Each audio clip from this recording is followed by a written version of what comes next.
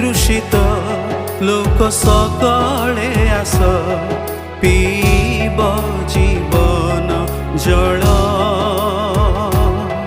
যে চাহ আস সকলে আস পিব জীবন জল পিব জীবন জল।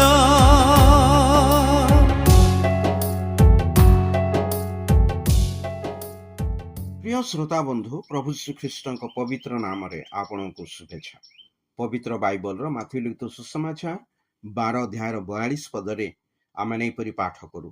आउ दक्षिण देशर राणी विचार रे एही वर्तमान पुरुष सहित उठी एमानकु दोषी करिवे, कारण से सोलोमन ज्ञानर कथा शुणिबाकू पृथ्वीर प्रांतरू आसीथिले।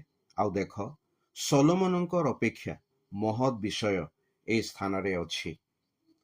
विचारर दिन ए वर्तमान पुरुष सहित उठी एई उक्ति निनिबिर लोक मानंकु तथा आम पठितांशरे थिबा दक्षिण देशर राणी को उल्लेख करे।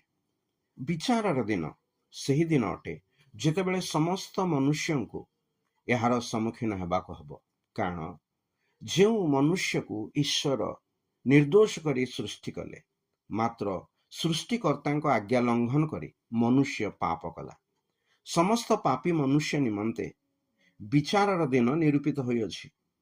जेतेबेले से ईश्वरंकर विचारसन सम्मुख रे ठिया हबो आ पुस्तक सब फिटा जीव, सेई दिन मनुष्यर समस्त पाप समस्तक सम्मुख रे प्रकाशित हबो।